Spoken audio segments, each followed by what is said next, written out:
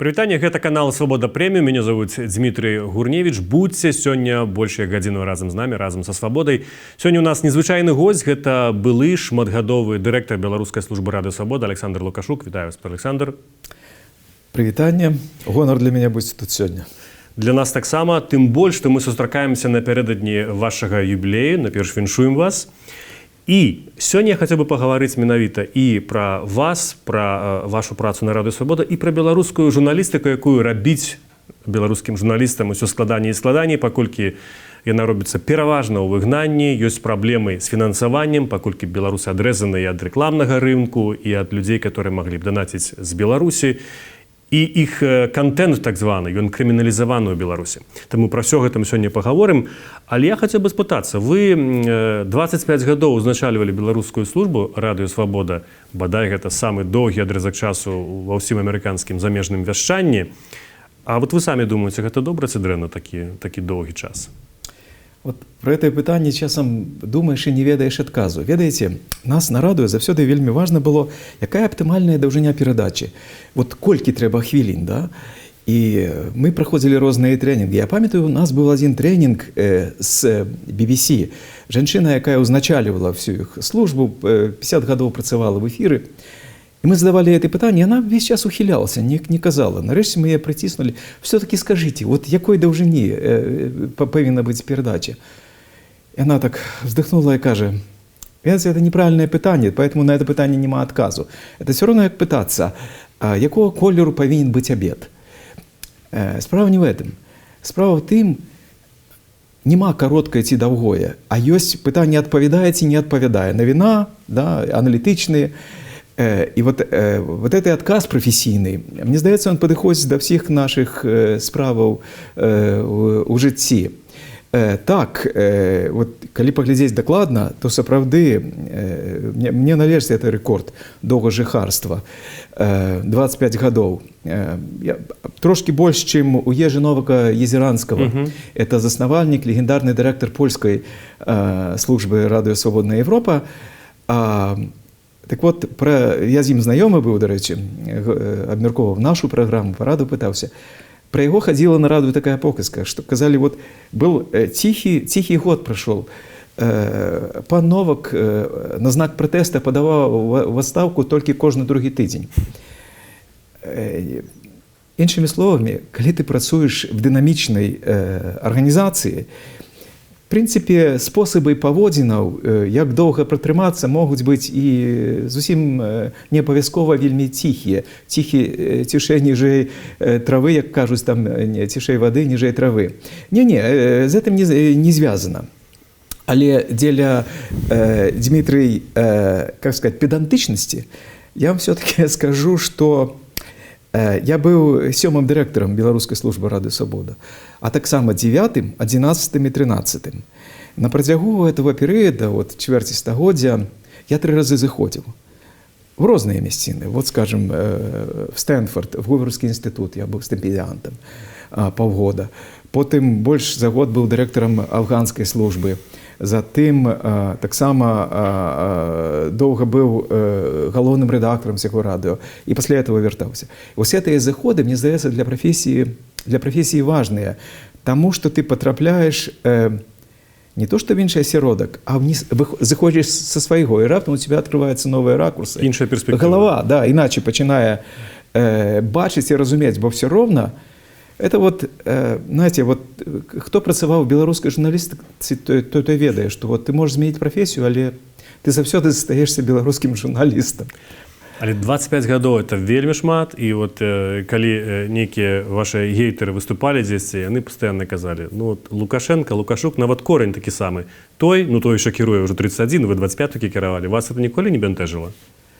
Слухайте, моя мара была сказать, вот я допрацую, як толькі Лукашенко зыдзе, а я все-таки пасля яго застануся. Бачыце, не ўдалося. Так, шмат разоў, асабліва, калі Беларусь стала выходзіць на міжнародную арену, в сэнсе патрапляць у навіны. Калі нешта стало здарацца, памятаеце, здаецца, в 95-м годзе збілі 2 балоны, якія лецелі з амерыканскімі грамадзянамі над Беларусі. Это стало адразу такой міжнароднай навіной, і все просяць каментароў. тых, хто в Беларусі тады мог аператыўна і хутка пракаментаваць нейкую падзею па-ангельску і быў вядомым журналістам, было мала проста. У меня ўжо было шмат публікацый за мяжой, знаёмых журналістаў у Европе, у Амерыцы было шмат. І все сталі звоніць мне. Они там со мне звонят, домовляются, а модератор берет трубку и скажет: вот сейчас нам расскажут, что отбылось в Беларуси у телефона Александра Лукашенко. И так отбывалось каждый раз, я их каждый раз поправлял, пока ночи моя мама не почула, мне звонила, лезь не плакала. Я уже призвычаюся до этого и став заведать, и на самом деле есть только 4 мужа истины: Марк, Матвей, Ян и Лукаш. Ну что вы хотите? Калі за гэты час выбраць нейкі ваш все-таки рэпартаж ці тэкст, які вы з іх лічыце самым такім для вас важным? Таму што вы ж не толькі кіравалі службай, вы таксама і самі стваралі і былі корэспандэнтам. Да, вот гаворачы пра дырэктарства, это менеджмент. Калі займацца толькі менеджментам, то, відаць, столькі гадоў все ж таки нельга. Просто ты займаешься еще іншими справами. Займаешься репортажи робишь, интервью, модератор, везеш программы, редактором працуешь, пишешь книжки, верши, здымаешь фильмы. Калі параллельно все это робишь, и вокруг тебя люди, якія дазваляют тебе это рабіць, потому что они працуюць професійна, они разумеюць правілы, прынцыпы, они, в принципе, свою справу робяць лепш, без тебе нават. Так калі это доходит до тебе, то становится нашмат легче жить. Але адзіны тэкст, про які я бы сегодня сказал, мне здаецца, он звязаны не толькі з тым, што я его лічу важным. Я лічу его важным для всей гісторыі Беларусі не сам тэкст, а нагода. Ведаеце, часто здаецца пытанне: ну вот, а калі все пошло не так? Вот чаму такі выдатны пачатак, галоснасць, стварэнне незалежнай Беларусі, бел-чырвона-белы сцяг. Калі это все посыпалася, і людзі прыводзяць розныя. Вот, скажем, там 99-й год, калі змянілі канстытуцыю, знікненне Ганчара, Красоўскага, смерць Карпенкі, ці яшчэ раней, значыць, выбары прэзідэнта, навошта его ввели в канстытуцыю такую, ці яшчэ раней, это 90, это референдум, які не адбыўся. Для меня такая дата існуе, калі, по-моему, вот это есть кропка, не то что не вяртання, а кропка, з якой оно стало непазбежным, амаль што я бы сказал.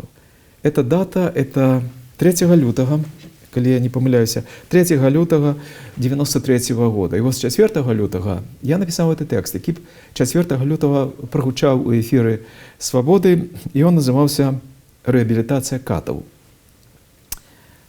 3 лютага 1983 года Верховный Совет Республики Беларусь аднавіў у правах камуністычную партыю. Мы зноў засталіся з нашымі мёртвымі сам-насам. Як цяпер ісці ў курапаты, што казаць нашым дзядам, якія ляжаць пад соснамі?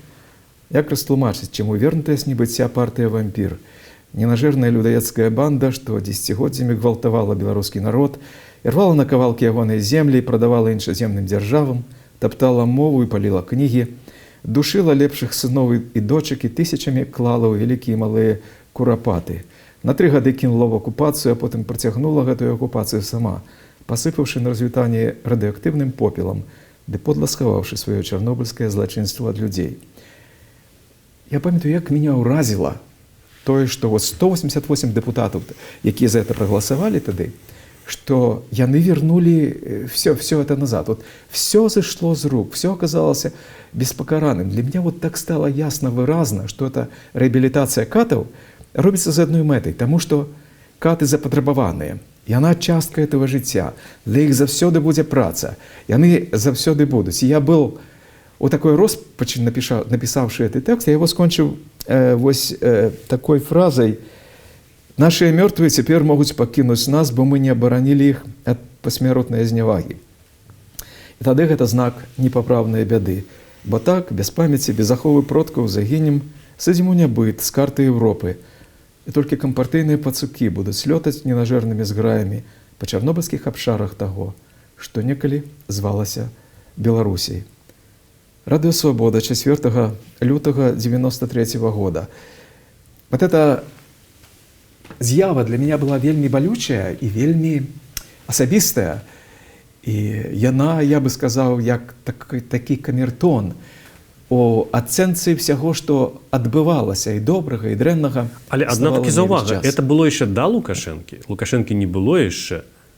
Конечно. Што тады прымусіла гэту дату стацца? Так Лукашенко в этой дате, вы что? Калі б, разумеете, калі б Компартия не была вернутая, это же люди, якія бы прагаласавалі супраць, яны бы ніколі не пайшлі і не дапусцілі да таго, што адбывалася. Яны былі все, на жаль, з таго мінулага.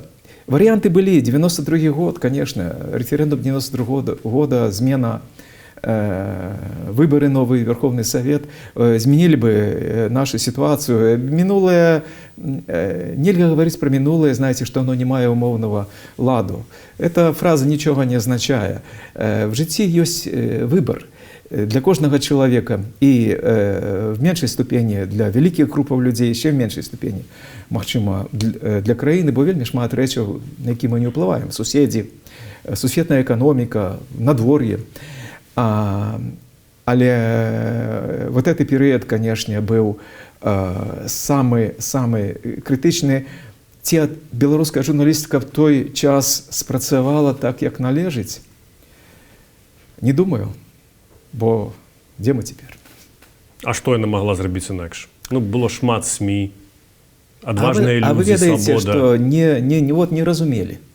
Вот не разумелі, думалі, што можна рабіць даўгія інтэрв'ю з Александром Лукашенком, даваць яму слова, хаця ўжо з'явіўся Жырыноўскі. Не разумелі, што можна развіваць свае СМІ і думаць, што дэмакратыя перамагла, і як бы звяртаць увагу, ну, на бы што. Папулярныя выданні 90-х гадоў, быццам бы такая прыхожая, хорошая журналістыка. І я гляджу, як яна сама сабе рые яму, як яна з пагарды ставіцца да тых, хто з'язджае за мяжу, ці пратэстуе, ці дэпутатаў пабілі, мала далі. І самі удзельнічаюць в этом, як неадукаванасць, савецкі такі вот менталітэт, в якім мы выраслі, неразуменне, просто самоупэўненасць. Это все грахи нашей журналістыкі і нашего пакалення. Але гэта што? Это эгоцэнтрызм, наіўнасць, неадукаванасць, перакупленасць, скажем, з боку тых, это хто кіраваў? вельмі нізкі імунітэт. А які он може бути, на хлусню і на правду, які он може бути, коли это поколение фактично советское? Батьки, дяды, многие индивидуально заставалися пристойными людьми.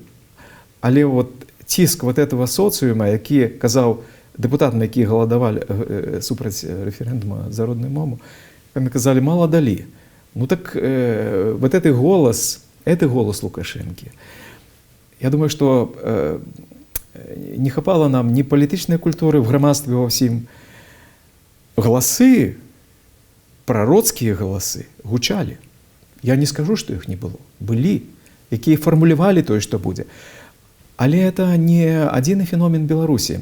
Такие голоси гучали, наприклад, 100 гадоў назад у царской России, якія папярэджвалі про небяспеку прыходу, то, что называли тады по-руску грядущий хам, большевизма. Папярэджанне, на жаль, не пачутыя, бо як бы не было сэнсу іх чуць. Мы потрапілі в такую імперію, в якой фактично не адбылася хрысціянізацыя народа. В Российской империи христианства не было после того, как церква стала державной.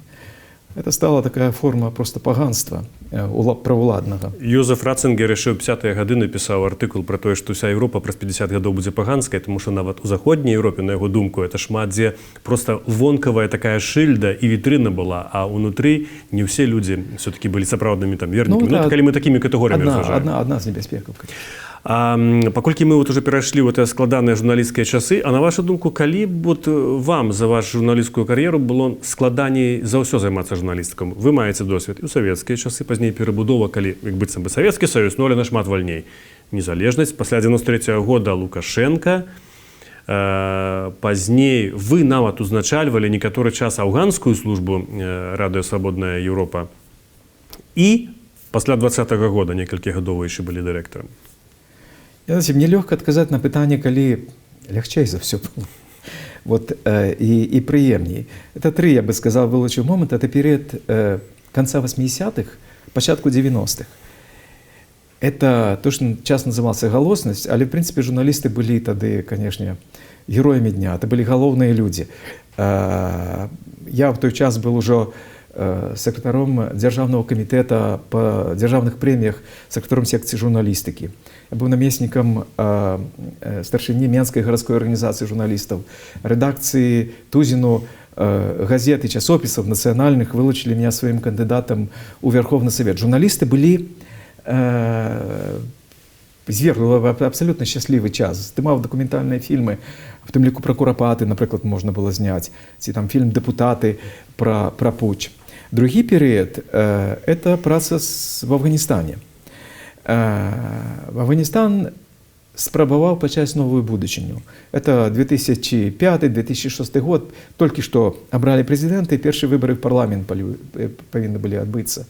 Это была, конечно, фантастычная праца, бо я все это уже бачыў в Беларусі. Все хотели уведаць и пачуць навіну. Это такая подпитка журналистам. Это самый счастливый час для журналистов. Нас слухало 75% насельніцтва. Это сусветны рэкорд американского замежного вещания всех часов и народов. И он больше ніколі не повторится, потому что изменилась ситуация. Тады не было электричности, значит, не было телебачення. Люди были неписьменные, друкованного не могли читать. Ну, зараз, конечно, интернет. Аудитория вся распалась на сегменты. И третий период, это, конечно, як не дзіўна, пандемія і 20-й год. Это час зноў, час вялікага зруху і зрушэння всего грамадства і журналістаў. Я думаю, што калі мы згадуем 20-й год і працу журналістаў свабоды, іншых незалежных журналісцкіх арганізацыяў, это, безумоўна, залаты час для этого пакалення, які цяжка з нечым параўнаць. Ну, а самае горшае таксама вызначаецца вельмі проста. Справа ў тым, што журналістыка магчымая альбо в свабоднай краіне, альбо в аўтарытарнай. Але вось в таталітарнай журналістыкі няма. Таталітарна існуе толькі вот халуйства, а халуйство – это не профессия. Это публіка вся, што працуе на беларускім дзяржаўным тэлебачанні, в гэтых газетах, якія называюць газетамі. Да журналістыкі не мае адносінаў. Это такое як бы прислуга, якая падмятае падлогу, падае, але нават не кухар. Канешне, самае цяжкае было пасля разгрому, калі пачаліся арышты. Нашы арышты пачаліся з Ігора Лосіка у чэрвені, яшчэ да выбараў, у чэрвені 20-го года, а потым яны толькі працягваліся. Наших журналістаў збівалі, ламалі ім носы, заставлялі ставаць крыві, кідалі в камеры, залівалі этой камеры хлоркай. Тры самыя вялікія, канешне, болі, пра якія можна гаварыць, это Ігор Лосік, это Андрей Кузнечык, это Ігор Карней, які зараз знаходзяцца в зняволенні. Горш за это нічога не было і нічога няма. Вы, магчыма, бачылі, паказвала дзяржаўная тэлевізія прапагандысцкая фільмы зараз з імі, і па вялікім рахунку яны можна зрабіць выснову з гэтых фільмаў, што дзяржаўная прапаганда і ўлада абвінавачвае менавіта Радыё Свабода ў падзеях 20-го году, паколькі стрымы, якія тады вяліся, яны лічылі, што гэта некая каардынацыя гэтых пратэстаў, хаця падыходзіць туды мог хто заўгодна, і прыхільнікі Лукашэнкі, і не раз яны і падыходзілі, гаварылі, што яны хацелі. Але гэта такая помста за гэта. А вот што б вы ім адказалі наконт і гэтых стрымаў, і той адказнасці, якую яны складаюць на Радыё Свабода, і за што трымаюць, у прынцыпе, за кратамі журналістаў? Ведаеце, вот в некаторыя размовы не варта вступаць. І от це одна з їх. Про що можна говорити з людьми, у яких зв'язані ззаду руки, яким перед цим укололи укол, неважно з чого, з кредита на їх квартиру, чи з дітей, яких вчаться. Це не журналісти.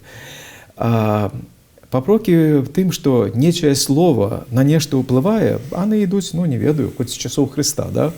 Вот он это говорил, давайте фарисеи собрались, давайте мы его за это распнем. Тут якби нічого нового немає, це звичайна лухта. Вона, з другого боку, не про ці аргументи, а от про те, що вони свідчать. Я пам'ятаю, як ми вели репортаж з некого ланцюга солідарності, він був вечором в Одещині, і наші журналісти просто підходять до кожного, задають саме просте питання, чому ви прийшли? Ну, і люди тлумачать. І раптом один хлопець каже, видите, я глядел ваш стрим, ваш репортаж отсюль, и мне так стало соромно, что я лежу на канапе и гляжу, что я взял и пришел. Конечно, когда ты чуешь такое признание, можно его сказать, вот радуя свобода его. Да не радуя свобода его привела, и он сам пришел. Радуя свобода просто предоставила его, информовала и предоставила ему сделать выбор. Прийти не. А вот у этом и полягала роль незалежної журналістики і радуя свобода, які це робили. Як ви зараз глядите ввогуле на будучыню этой профессии? Тому что інтернет у кожным телефоне, телефон у кожного чоловіка. І по великим рахунку кожен чоловік може становитися журналістом.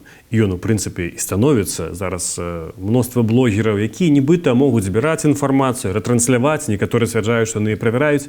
І якби плюс до гэтага давайте штучны інтэлект аднясем, чаты GPT розныя, которые ўжо навіны пішуць. Я ведаю, тому што дзеці гавораць, што нават хатнія заданні робяць у школу ўжо гэты чат GPT. І адмяняюць хатнія заданні школы некаторыя. Так можа і журналістыка будзе адмененая, калі вось все такое, здавалася б, ужо на талерцы паднесенае людзям. Мы, конечно, знаходимся в цікавым часе для нашей профессии. Нешта з ёй адбываецца глобальна во всім свеце. Куды яна разав'ецца і што з ёй будзе, я смеласць на себе такую сказаць не магу, але я звярну увагу вот мне здаецца, на назовнік. Что это профессия? И эта профессия такая же самая, как профессия лекара. Вот шмат сапраўды стало вельмі популярных там блогеров, влогеров, тиктокеров, якія робяць інтэрв'ю, вядуць, расказваюць пра нешта, што адбылося, паказваюць. Але калі на іх глядзець з пункту гледжання прафесіі, это, знаете, это вот як пришел в шпиталь, а там просто люди с улицы зашли, надели белые халаты и повесили себе эти дужки. Они выглядят как докторы. Вот одна проблема, что это не докторы. И когда они начинают себя лечить, то наступствы будут, магчыма, не такие радикальные, как тебе робить операцию на сердце, але прикладно такие же самые. И тут еще одна проблема. Но вот это не все. Я не говорю про выключение. Есть вельмі таленавітыя людзі, якія здольныя вучыцца, якія, але в принципе, да, мазалі можна і самому вывести, але вось барадавкі лепш все-таки каб хірург, нават такое простае. Але это еще не все. Справа в тым, что вот якраз интернет, доступность, легкость, розныя платформы стварыў ілюзію, что люди могут сами разобраться, где факты, где их интерпретация, что правда, что не. Мы ж берем... Я буду глядеть все и поравнаю. Да, я буду глядеть все и поравнаю. Это вот все равно, как, вы видите, человек сидит на кухне, у него раптом острый принцип аппендицита. Самая простая операция. Но никому в голову не приходит взять нож, разрезать себе живот, вырезать его и себе завязать. Ну, перед этим выпей, чтобы больно не было, и укол себе сделать. Не приходит в голову. А вот найшмат больше складанную ситуацию, операцию на своей голове робить кожную секунду.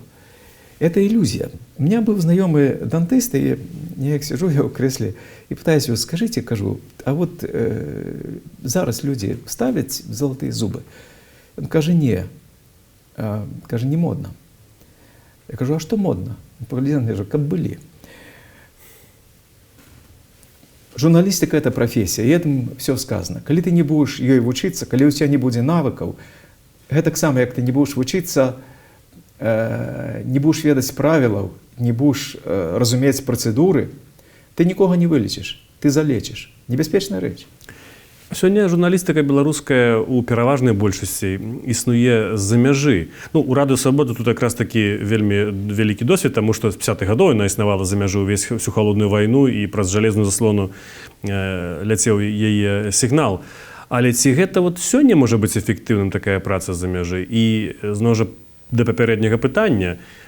Так, блогеры, вы кажаце, не заменяць журналістыку, але ці журналістыка за мяжы можа быць эфектыўнай?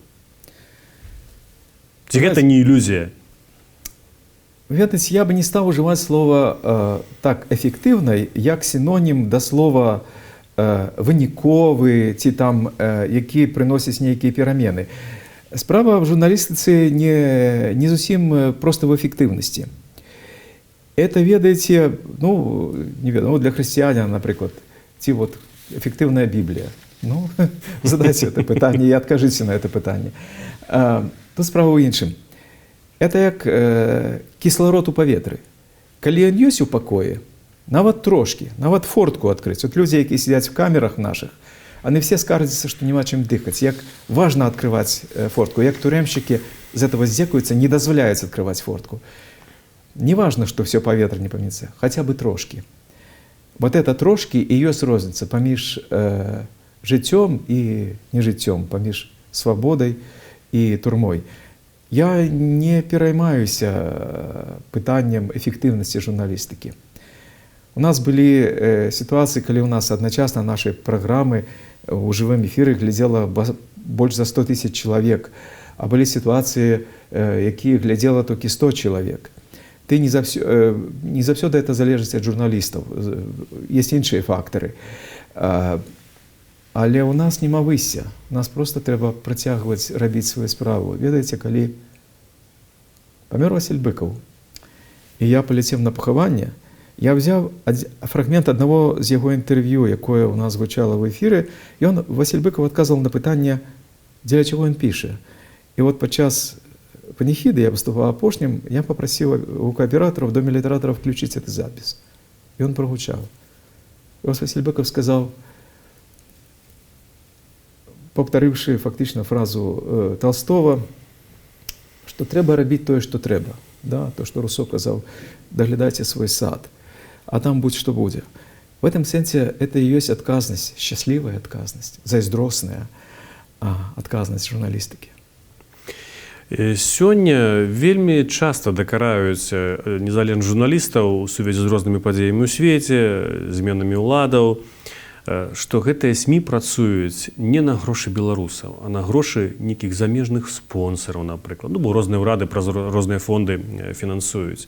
І прыводзіцца старая прымаўка, хто замаўляе музыку, той плоціць. Ну, вот зноў жа, і да нашага досведу Радыё Свабода, вы ўжо, правда, былы працаўнік, таму можаце і расказаць, магчыма, таемнае больш. Ці так это адбываецца? Ну, от, сапраўды, які інтарэс, напрыклад, тых Злучаных Штатаў фінансаваць 70 год Радыё Свабода або іншыя СМІ беларускія, розныя ўрады? Ведаеце, вот эта фраза, в якой все будуецца, хто замаўляе музыку, хто плаціць, той замаўляе музыку, она цікавая тым, што она не такая простая, як падаецца. Да, в ресторане можно замовить музыку, сказать, сыграйте мне, не ведаю, там, гоп со смыком. Але ведаеце, як гэты гоп со смыком будзе іграцца, як он будзе гучаць, вы заказаць не можете. Это зробіць толькі музыкант. Так, Баху ці Бетховену, яго мецэнаты, тыя, хто замаўлялі, ці там мастакам, Рафаэлю, ці Леонардо, да, но як это будзе намалявана? Ну, не про это не маюць ніякага казання. Это агульны як бы стан усей чалавечай культуры, всей інтэлектуальнай дзейнасці. От універсітэтаў да мастацтва. В этом сенсе от спортовых выступов до чего завгодно. В этом сенсе эта крыніца фінансавання фактично не мае ніякага значення, мае значение выканаўца. Ну и, конечно, в любой державе, в любым грамадстве есть свои правила. Калі Бетховену замаўляют симфонию, он все-таки не пишет короткий этюд до Луизы, да, он все-таки пишет симфонию. Некоторые параметры есть. Калі для Радыё Свабода наш мандат рабіць радыёвяшчанне ці асвятляць навіны ў Беларусі. Так, мы это робім. Мы не пішам, не перадаем футбольныя матчы, не друкуем, напрыклад, там астралагічныя прагнозы, ці не вядзем рэпартажы з якіх-небудзь там метэаралагічных з'яваў. Але это ніяк не ўплывае на тое, што адбываецца. Мне здаецца, што сама пастаноўка пытання патрабуе для тых, хто эту фразу выкарыстоўвае, трошкі больш разумення, пра што яны гавораць. Я не бачу тут ніякай праблемы. Ну, вы, дарэчы, згадалі, што Радыё Свабода так і мы гаварылі пра стрымы, пра раней радыёсігнал, сацыяльныя сеткі. Унікальнай з'явай была таксама бібліятэка свабоды. Кніжкі, там амаль, здаецца, 100 кніжак мы выдалі, так? У тым ліку ямі ў гонар будуць выдадзены ў гэтай серыі. Але, наколькі мне вядома, ніводная іншая служба на радыё, а іх дзесяткі, не выдавала кніжкі. Ну, прынамсі, у такім маштабе і аб'ёме. Як так здарылася і навошта? І ці не архаічна трошкі выдаваць сёння кніжкі? Ну, книга найвышэйшае дасягнення цывілізацыі. Я кажу это не толькі таму, што мы з вами ў Празе, дзе Скарына, адкуль Скарына родам. Я кніжку выдаў. Які выдаў тут? Родам з Полацку. Родам з Полацку. Владзімір Арлоў зараз бы вам... Да, які выдаў першую беларускую кніжку. Справа в тым, што Радыё Свабода мела такую адметнасць, я бы сказаў, не самую лепшую. Мы заўсёды вяшчалі толькі на кароткіх хвалях.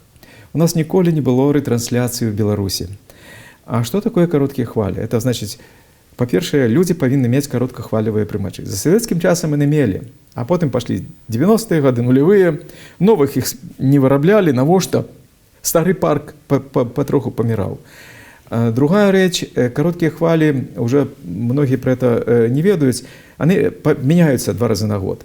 Потому что меняется там, геолокация на Земле, и все радиостанции переходят в короткие, на інший набор хвалів, каб з этих же передатчиков они доходили до Беларуси. На это уплывает атмосфера, солнечные разные там выкиды.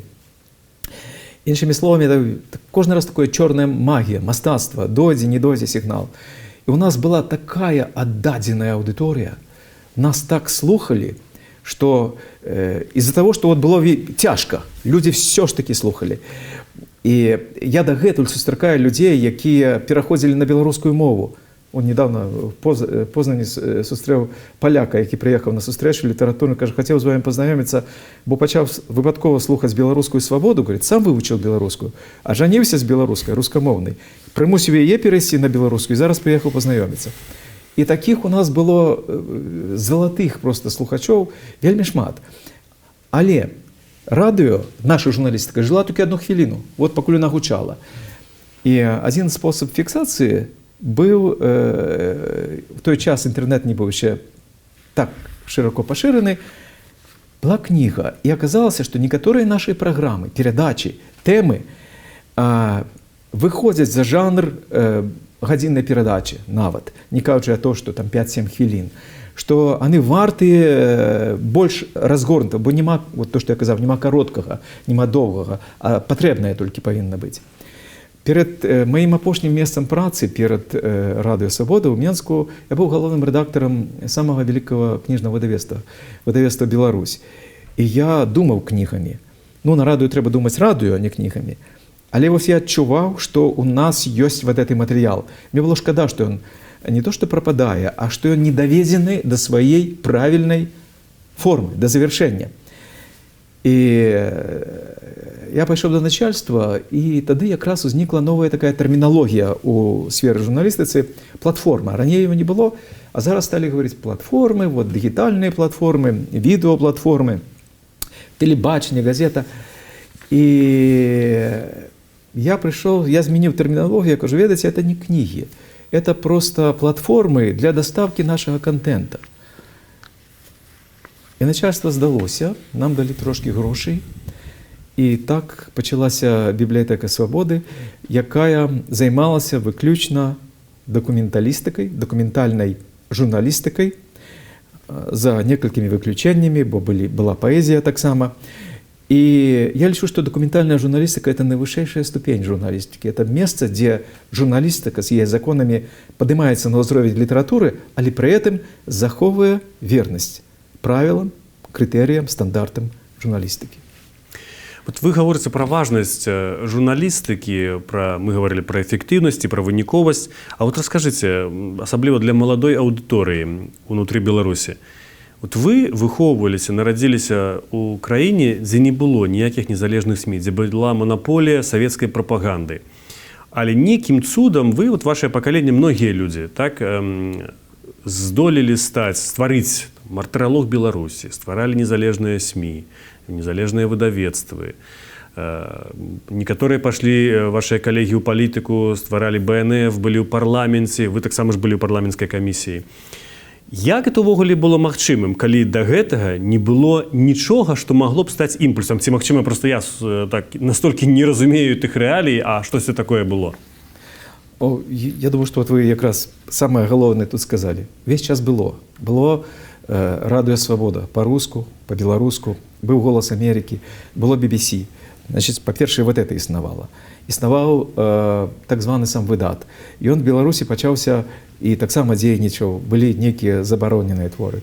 Мы ведалі пра Солженіцына, мы ведалі пра Васіля Быкова, мы ведалі пра цкаванне беларускіх пісьменнікаў. Іншымі словамі, вся вот эта інфармацыя прысутнічала. І як толькі улада зверху пачала вот эту рэвалюцыю, трохі адпусціла, она адразу як вода заполнила все, адразу як паветра уварвалася. Это натуральный процесс. Там, я упевнены, что он повторится, бо непозбежный. Это вот, знаете, как физичная з'ява. Просто эта вода пробивается снизу, и она поднимается и выходит, и она выносит. Это натуральный, физичный, непозбежный просто процесс. Завсёды все, что звязано, повышая узровень свободы, узровень кислорода ў паветры, дае табе сілу. Оно пачынае расці, як вот растуць дрэвы, як расце трава, як растуць кветкі. Паглядзіце в любые, не только в Чернобыльскую зону, что природа робіць с усімі, здавалось бы, абмежаваннями, с этими асфальтовыми дорогами, тротуарными плитками, домами. Они все знищены уже. Вельмі хутка. Але ведаеце, цяпер прапаганда, которую мы называем лукашэнкаўская, афіцыйная ў Беларусі, яна, магчыма, не такая вегетарыянская, якая могла быць у Савецкім Саюзе. Я не бяру, конечно, там сталінскія часы, але называць з экрана тэлевізара жанчыну сукай, што цяпер дазволена на беларускай тэлевізіі, наўрад ці у савецкія часы можна было і такімі словамі апераваць, якімі сёння аперуюцца. Ці вот прапаганда гэта дасягае свайго поспеху, ці тады таксама дасягала? Конечно, пропаганда эффективная речь. Калі человек не мае іншай информации, он думает, что это и есть паветра. И он думает, что это и есть прыгажу, что это и есть правда. Тут ничего нового нема. И в этом смысле любая монополия на информацию, любая авторитарная ці тоталитарная ўлада імкнецца не дапусціць іншых галасоў в эту прастору. Асабліва, калі это массовое, асабліва, калі это тэлебачанне. Тут трэба сказаць, што оно эффективно. В тым сэнсе, в якім, што оно ўплывае на ацэнкі і паводзіны людзей. А наколькі эффективно? Ці это мімікрія? Людзі так выбіраюць себе паводзіць, таму што вот так выгадней, ці таму што яны вераць. Вот тут мне здаецца, што часам яны самі не ведаюць, яны часам самі себе пераконваюць. Іншымі словамі, спадзявацца, я іначай яшчэ паставлю пытанне, спадзявацца на тое, што нейкі народ, расійскі, украінскі, беларускі, амерыканскі, сам по сабе добрый, хороший, да, и он вот так будет, не выпадае. Адказныя людзі, эліта, людзі культуры, настаўнікі, людзі, якія трохі больш разумеюць, як свет пабудаваны і што мне адбываецца, маюць адказнасць. Яны мусяць ствараць умовы для агульнага свабоднага сужительства, в якім досягнення щастя для кожного може бути не за кошт інших, не за кошт подавлення, зневагаў, зняволення, знішчэння падобных да цябе людзей, тваіх суседзяў у тваім горадзе, в суседняй краіне, а за кошт того, что ты сам можешь робить. Это, в принципе, этому трэба и вучить, и подказывать. И этому и вучить нас, мне здаецца, и сусветная культура вся, сусветная релігійная думка, філасофская. Это такие базовые, подступовые речи. Журналістика в ёй мае свою адказнасць займацца сваёй прафесіяй. Людзі, якія вот так вот часова, знаете, пераконваюць, што чорнае – это белое, ну, да, пераканаюць часова. Тут беда не в тым, тут беда, што это надоўга часам. І працягласць свайго жыцця, карацейш, я вот раней памятаю, думаў, ну вот як людзі, якія загінулі в лагерах яшчэ да смерці Сталіна, не ведаюць пра вызваленне, все. Для іх так і скончылась. Ці людзі, якія загінулі на вайне да перамогі над Гітлерам, для іх так і скончылась, не ведалі, што была перамога. Вот это, конечно, такая болючая рыса. Часам думаеш, ну вот наши ж многія памерлі уже, да, людзі, якія пачыналі беларускую дэмакратыю і не дачкаліся вызвалення. Вот іх шкада. Але адначасна я бы сказаў, паглядзіце, на якім надзвычайным узроўні зараз знаходзіцца насамрэч беларуская дэмакратыя там, дзе яна можа рэалізавацца. Яе прадстаўніцу Святлану Ціхановскую на найвышэйшым узроўні прымаюць ва ўсім свеце, ад ААН да каралей, да прэм'ер-міністраў і прэзідэнтаў. Этот дзеючы так званы прэзідэнт носа не можа высунуць ни направо, ни налево, ни на поўнач со сваёй нары, в якой он уже сидит 30 гадоў. А тут такая павага. У нас 2 нобелевскія лаўрэаты, якіх мы з вами асабіста ведаем. Ніхто ў свеце не мае такого прызнання. Уявіце, які это насамрэч узровень. Мы про это часам не думаем, говорим, вот там, знаете, там звады всякие. Неэффективно, трэба іначай рабіць. Трэба часам зрабіць крок назад і сказаць себе, это наши соучастники. Мой сябр, лауреат Нобелевской премии вообще-то, мира, ці там литературы, гучаць у нас в программе, гучали у нас в программе. Это казка, что у нас есть такие узоры.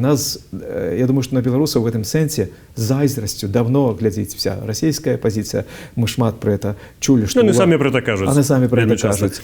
Але признаны. Вот глядзіце, якраз про аўтарытэты вы згадалі зараз паважаных людзей. А ці няма так, што сёння аўтарытэты губляюць, у прынцыпе, вагу? Я чытаў нейкіх шмат кніжак разумных, дзе людзі з прозвішчамі, которые пазіцыянуюць і вядомыя у свеце як інтэлектуалы, пішуць пра тое, што якраз такі вось гэтыя ўсе сацыяльныя сеткі, у тым ліку, якімі мы карыстаемся, яны знішчаюць аўтарытэты. Ужо моладзь, новае пакаленне для іх, неважна, ни Бяляцкі, ни Алексіевіч, ни тым больш Быкаў, пра которого яны ўжо са школьнай праграмы, магчыма, штосьці ведаюць, але не больш за тое. Это пытанне вельмі простае. Насамрэч, это просто пытанне культуры. Не памятаю, каму словы, што для лакея няма вялікага чалавека. Але як трошкі становішся больш адукаваным і больш разумелым, іх меркаванне так заўсёды было. Так было заўсёды, не в этом справа. Ведаеце, мінулым годзе было 100 гадоў Васілю Быкаву. Васіль Быкаў некалі у меня в кабинете, и у нас в бюро Менского висело его выказывание. Над вечорком кожного дня я включаю прымач, шукаю свободу. То есть сталася звычкай і патрэбай душы. Вот я заўсёды на гэтае слово глядзеў як на нашу Нобелевскую премию. Значэнне Быкова настолькі вялікае, што яго в Беларусі здавалася бы, і павінны любіць і разумець і больш, але ён настолькі большы, што да яго трэба дарасці. Вот такая Кейт Бланшет есть, знакомитая акторка, да. И она мне сказала, что фильм «Восхождение» по повести Быкова павінен паглядзець кожны жывы чалавек на зямлі. В новым годзе было 100 гадоў Быкова, і мы выдалі кнігу да 100годдзя Быкова. І вось я паехаў в госці да перакладчыцы Быкова на італьянскую мову. Я хацеў пагаварыць з ёй. І Віталій, мы з ёй сустрэліся, і я пытаўся, як она перакладала Быкова. Яна кажа, ведаеце, она рассказала, як пазнаёмілася з ім, она была вельмі шчаслівая, што он говорит, ведаеце, это самая великая, до речі, перекладчица з расійської на італійську. Вона переклала всього Сахарова, вона ведала там Буковського, всіх дисидентів. Вона тоді з мужем жила в Москві, він в амбасаді працював. І каже, як перекласти Бикова, каже, вельми часто я спинялася, каже, і починала читати Данте. Тому що не могла, починала читати Данте вголос альбо з книжки. Пекла.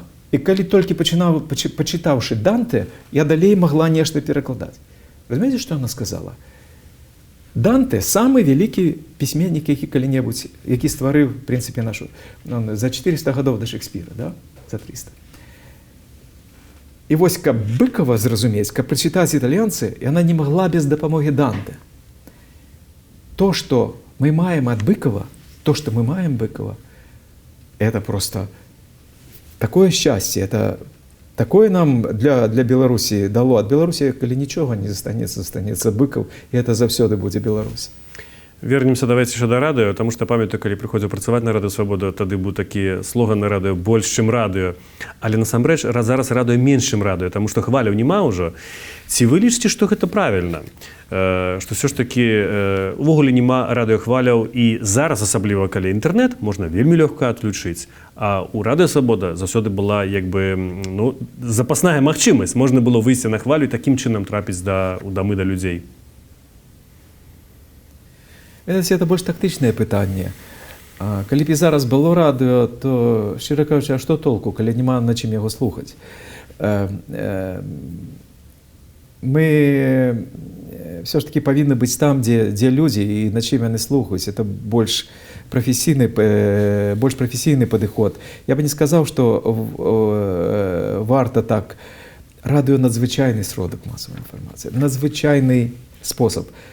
Калі б была магчымасць у нас гучаць на FM-хвалях, ці было у чым слухаць, конечно, трэба быць на радыё, потому што ўплыв радыё не параўнаеш з іншымі. Мне здаецца, радыё мацнейшае за тэлебачанне. І зусім іначай дзейнічае. Ну, як, напрыклад, музыка. Што толку, што музыку будзеш бачыць піяніста ці аркестр на экране? Не в этом справа. Ці будеш ноты напісаныя бачыць на паперы? Таксама не в этом справа. Трэба слухаць. Вось радыё – это музыка. І, конечно, не страціць эту магчымасць было вельмі важна. Я думаю, што падкасты – это тая платформа, на якой наша музыка можа і павінна працягваць гучаць. Сёння для моладзі вельмі часта караніца інфармацыі, гэта такая платформа, як TikTok. Мы таксама там ёсць, у нас там ёсць і поспехі, часам не вельмі, але вельмі добра. Многія блогеры ў TikToku, ці тиктокеры, маюць аўдыторыю большую, чым цэлыя СМІ, велізарныя СМІ, непараўнальна большая за Радыё Свабода. Да чаго, на вашу думку, гэта вядзе? Ўсё ж такі, гэта нейкія кліпы, нарэзка, там крыкі, музыка. Зразумела, навіны, вельмі шмат талковага, але ці гэта неяк увогуле можа змяніць спрыняцце медыяў і само існаванне медыяў? Ведаеце, у нас был такі калега на радыё в расійскай службе Сергей Довлатов. Вельмі папулярны адзін час пісьменнік. І вось ён кожны раз гаварыў, калі яму прыносілі нейкі там рукапіс графамана, сказал, вельмі добра, очень хорошо, что он написал. Ведь мог бы пойти на улицу кого-нибудь зарезать, а он писал. Так часам мне это его выказывание приходит на память, что ну, добро, что человек не пьет, там, не крадзе, наркотики не куліць, а вот сидзець перед экраном нешта робіць. Але этим, на жаль, тут вы маете рацию, справа не вычерпывается, потому что в певном сенсе это вот этот ножик, с яким человек все-таки выходит, да? В конце 90-х, на початку нулевых, небяспеку этой з'явы адчулі перш за ўсё педагогі. І тады в Беларусі з'явіліся першыя падручнікі, я іх бачыў і гаварыў з настаўнікамі па медыаграматнасці, як спажываць медыа. Этаму трэба вучыць.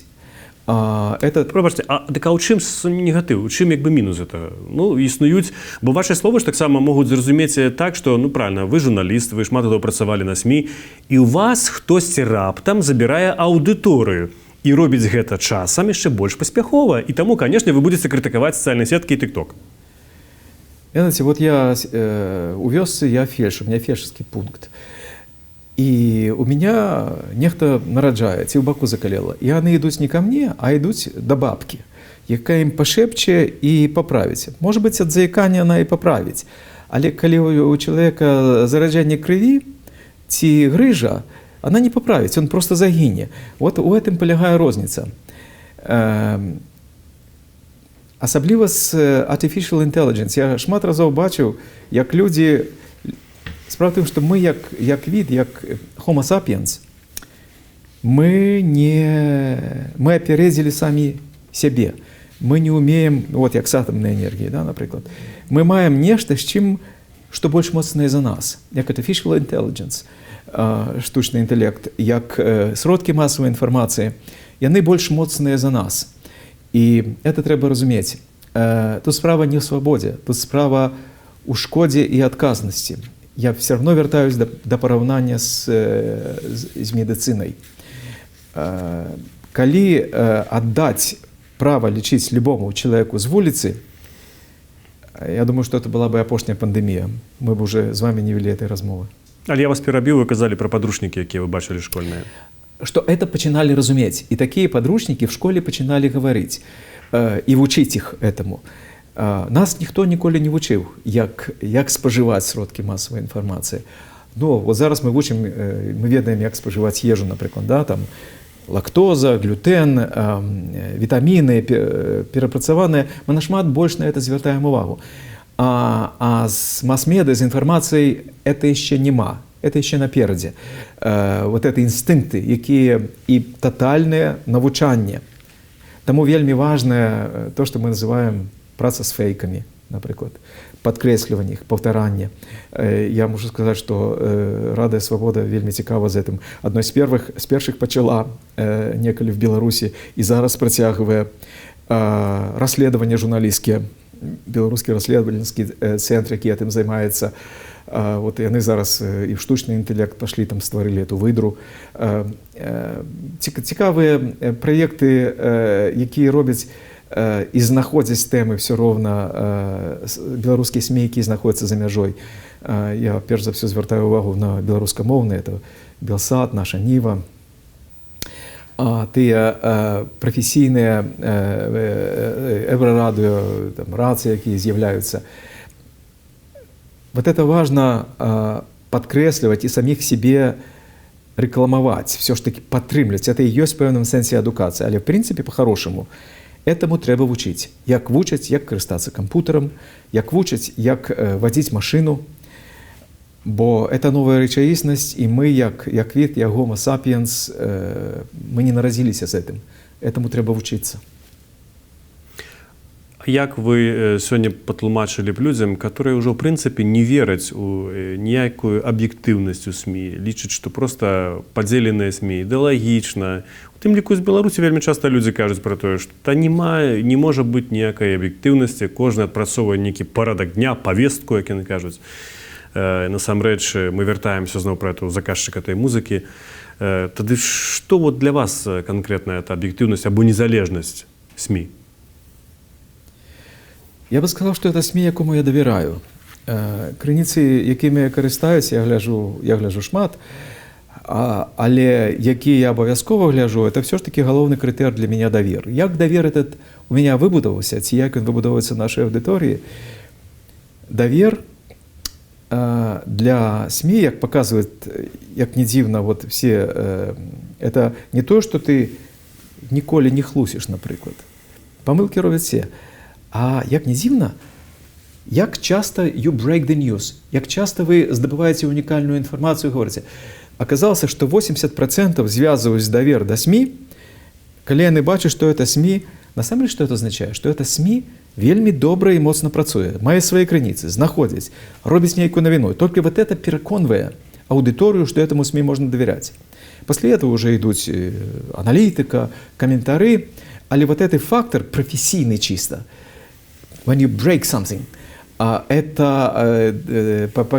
я, коли это почитав, был вельми с одного боку уражен, с другого боку стешены, что просто так давер от того, что ты хороший, что я буду завсёды говорить правду, no, так не працуе. Дай вынік.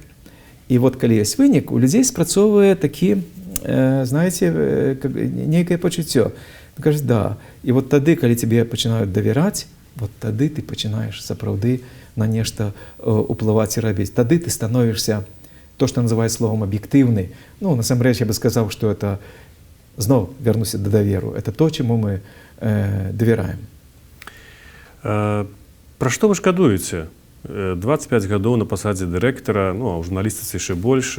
Ці вы для сябе падсумавалі нейкі адказ на гэтае пытанне, думалі пра гэта? Ведаеце, заўсёды шкадуеш пра людзей, якім ты мог дапамагчы, я не дапамог. Для меня это, перш за ўсё, это Ігор Лосік, якога мы не паспелі ўратаваць ад арышту, спрабавалі. Это Андрей Кузнечык, якога таксама застаўся ў Беларусі і патрапіў у турму. Это Ігор Карне. Не важно, што это былі іх рашэнні, это в кожным выпадку. Але вот часам думаеш, трэба было все-таки прыкласці больш намаганняў, больш рашуча настойваць на этом. Часам некаторыя рэчы ты ўвогуле не можаш паўплываць, але адчуваеш сябе, конечно, бясконца вінаватым. У нас быў калега наш, адзін з найлепшых і першых беларускіх інтэрнетчыкаў, Володя Каткоўскі. Рыдаль. Да, вы ведаеце, он атрымліваў все ўзнагароды. І ён заходзіў у адпачынак, і я шоў на працу, і мы сустрэліся з ім, з яго жонкай перад уваходам на радыё. Я павітаўся, пару слоў сказаў, я пашоў на працу, яны з жонкай пашлі. Яны пераходзілі вуліцу тут у Празе і патрапілі ў жахлівую аварыю. На тратуар вылецела пажарная машына, яго жонка была пашкоджаная, нагу страціла, а Уладзя год пролежаў у коме і памер. Я вот, конечно, думаю, калі б я іх затрымаў, калі б я больш з імі пагаварыў, больш ім надаў увагі, вот яны бы пазбеглі гэтага лёсу. Это, я разумею марнасць этих вот выказваний, я просто кажу, что вот вы меня спытали, это у меня не праходзіць. Ну, не толькі сумныя рэчы складаюць нашае жыццё, а што вы лічыце за гэтую і журналісцкую кар'еру, магчыма, не толькі ў журналісцкай кар'еры, але вот рэчы, якімі вы асабліва ганарыцеся? Ведаеце, конечно, я ганаруся беларускай службай Радыё Свабоды. Все ж таки это палова майго жыцця. А беларуская служба — это я толькі частка яе. Это все мои коллеги, якія зрабілі это магчымым, і пра это можна, знаете, асобна цэлую гадзіну гаварыць. Але все ж таки, калі одну рэч назваць, я скажу апошняе, вот што меня уразила. Мне прыслалі недавно фотаздымак з магілы Алеся Пушкіна, які памёр у турме. І на магіле яго стаіць крыж, і там вялікая металічная жалезная шыба, і на ёй напісаны словы. І калі я пабачыў, меня просто ледзь дыханне не спынілася. Это былі мае словы, якія я напісаў в якасці прадмовы для нашай кнігі «Галасы Беларусі». І вось сям'я гэтыя словы выбіла на магіле Алеся Пушкіна. Я не ведаю, што можа быць большым гонарам і для мяне, і для беларускай службы, калі да нашых словаў так ставіцца. Дзякуй вялікі, гаспадар Алесь. Яшчэ раз віншую вас з юбілеем. Нагадуем таксама пра вашу кніжку, якую вы напісалі, сыходзячы з Радыё Свабода. Гэта кніжка ёсць. Мы змясцім таксама спасылку на гэтую кнігу у нашым каментары. І іншыя кнігі гаспадара Алеся выдадзеныя ў бібліятэцы Свабоды. Іх можна спампаваць з нашага сайта абсалютна бясплатна. Яшчэ раз усього вам самага добрага. Заставайцеся са свабодай. Назаўсёды. Тое самае зычу таксама нашым гледачам, слухачам, чытачам. Гэта быў канал Свабода Преміум. Для вас у працы працаваў я, Дмітрый Гурневіч. Усяго вам самага добрага.